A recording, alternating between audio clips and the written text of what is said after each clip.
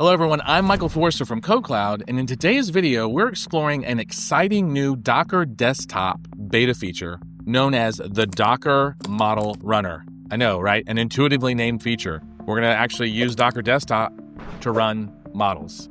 So this tool officially lets you run, ChatGPT style large language models, think AI models, locally on your machine. And it's as easily as done as running a container. So no more complex setups, no third party, no heavy cloud costs, right? We can do it right here on our Windows PC or Mac, right? It actually came out on Mac first. So in this demo, I'm actually going to be using Windows 11 with Ubuntu on the Windows subsystem for Linux, WSL2, and I have an NVIDIA 4070 GPU, obviously with CUDA support. And so we're going to show you how it works.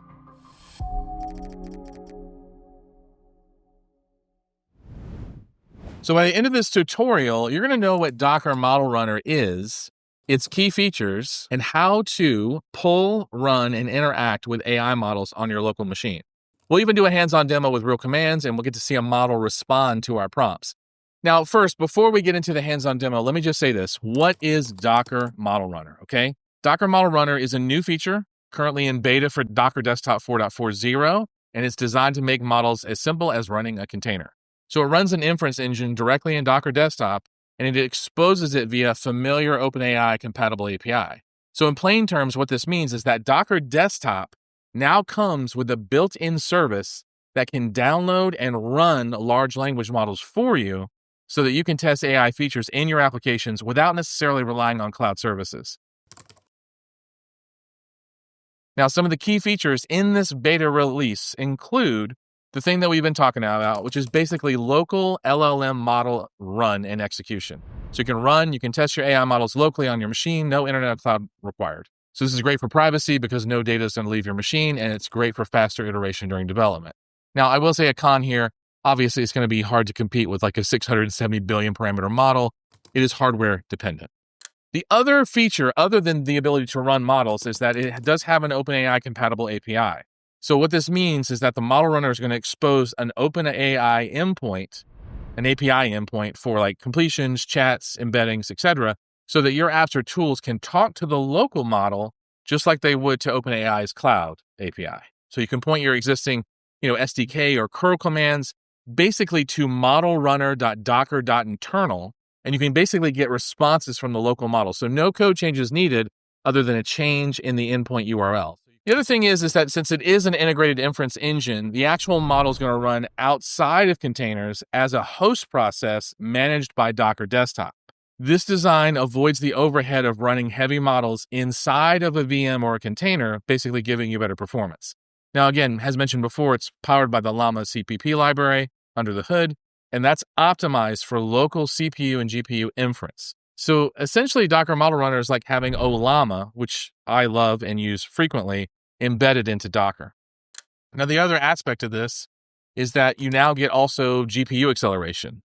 So for machines that support it, Docker Model Runner can use your GPU to speed up model inference. So initially, the beta, when it came out, only supported Apple Silicon. So like you could use like Metal acceleration on like the M1, M2 Max, right? But now you're actually able to watch this on Windows with NVIDIA GPUs. So we're going to demonstrate today the Windows version. So what this means is that if you have a CUDA-compatible GPU like our RTX 4070, the local model can run significantly faster by utilizing that video card. And so just so you're aware, we're going to talk about this, in our WSL2 setup for our Ubuntu virtual machine that's running inside of WSL on Windows, we've actually installed the necessary NVIDIA drivers and enabled GPU support in Docker Desktop. So this is going to be using the NVIDIA GPU para-virtualization for WSL2. So there's a bunch of really specialized setups for Windows that are really easy to do, but you need to be aware of. Last but not least is that there is an OCI model packaging that's happening. So the models are packaged and distributed just like they're OCI artifacts. So just like Docker images. They can be hosted on Docker Hub, usually with an AI/moniker, which means they start with AI. And so Docker is working strongly with model vendors to make sure that official versions of the models are shared along with specific versions like parameter sizes. So you can basically do like almost the equivalent of a Docker pull and basically pull from the AI repository, just like pulling a container image. So this is going to remove the fuss of downloading huge model files from random sites Instead, you just use Docker commands and your models are cached locally for reuse. So no more kind of environmental challenges for AI models. Docker Model Runner, by the way, does support pull, list, and remove, allowing you to basically to manage the models on your system. Only one model is active at any given time. You can have like a collection of models from like the tiny ones to the larger ones and kind of switch between them as needed. Again, only the model that's in use is actually loaded into memory. The others are cached on disk, so you don't have to worry about that.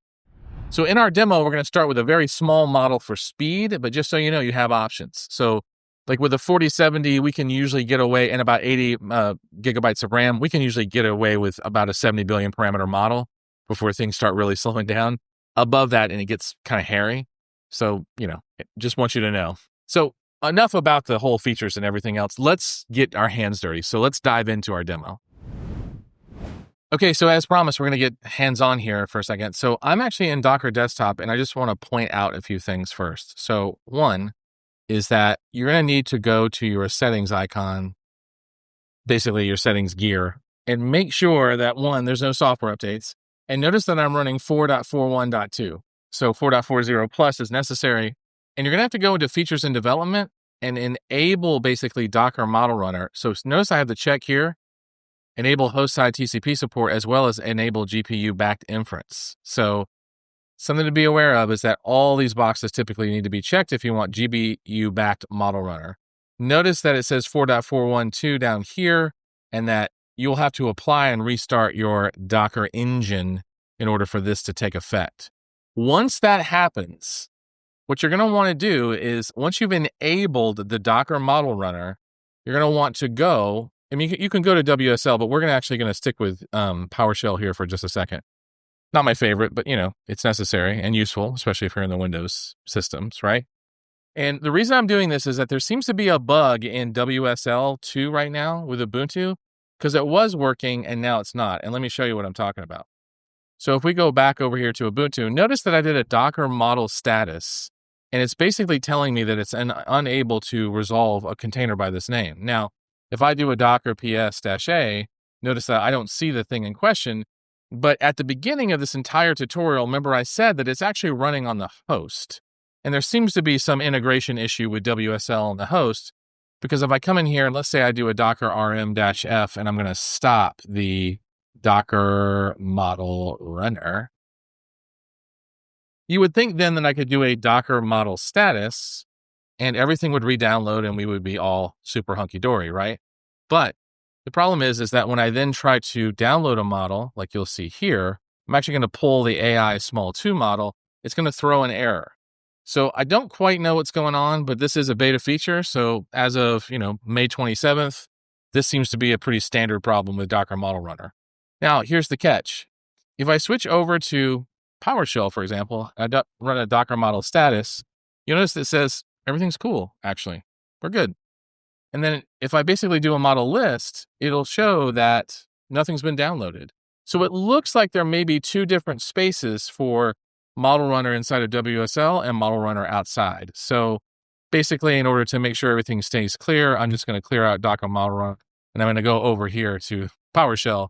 This is only if you're on Windows, by the way. If you're on Mac, you're not going to see this. And just check on the status, and it says everything's good. Okay? So we're going to do the rest of this in PowerShell. So we're actually not running in WSL and Ubuntu because it actually seems to be having a problem that just showed up. So let's run the rest of these commands. So let's do a Docker model. That's our base command. And we're going to do a pull just like we would do a Docker pull, right? As if we were pulling an image down. We're going to go in the AI space and we're going to do a small M2. Now this is about 250 megabytes in size. And so it's going to download the model from Docker Hub, just like pulling a container image. It's going to pull the whole thing so it's quick, and you'll see a progress bar, obviously. It's going to say pulled successfully. So what just happened? So if we look at Docker model list, what we see now is that, this is a 361 million parameter model, and just pretty tiny, actually. So, and what it's doing is it was created 2 months ago. It's about 256 megs. It's now downloaded, and now it's on my disk. And notice that this has a specific tag you can use to download specific versions, right? Now we've pulled this one. Let's say that, we wanted to pull like a different one. So again, just to say this, it was Docker model list to just list everything here. So now what we're going to do is we're going to say, look, I've got the model here. What if I run it?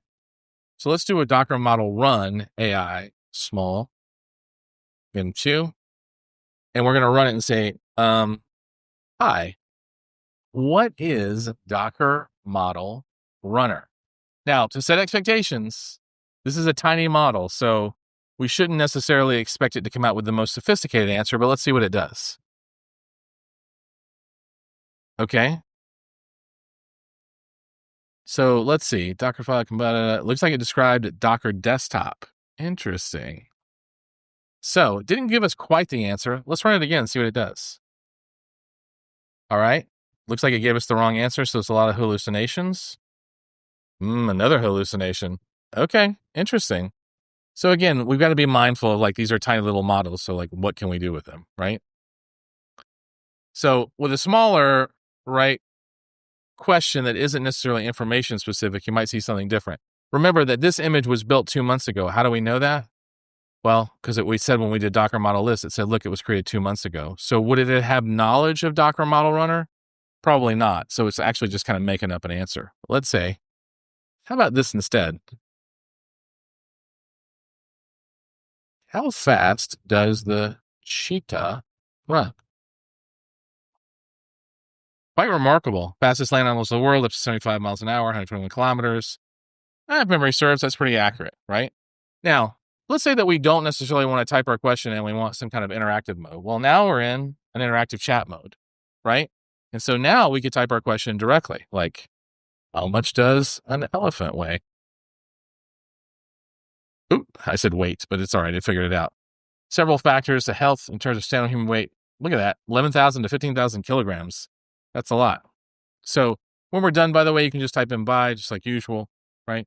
So we basically ran an AI model through Docker, no containers, no special Python environments, no dependencies. And because we have a GPU, we're getting faster responses than just pure CPU, right?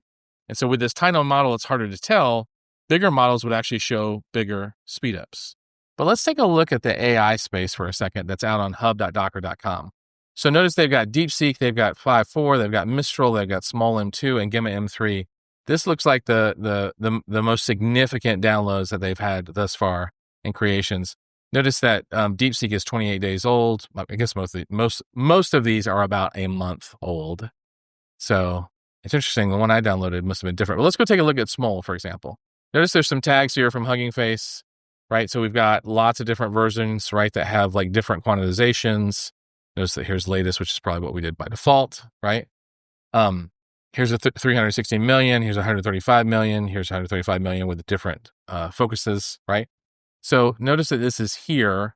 There hasn't been much shift on this because I guess they're still working out the kinks, but Win is here, by the way, as well. Mistral, 5.4, QWQ, Deepcoder, nice.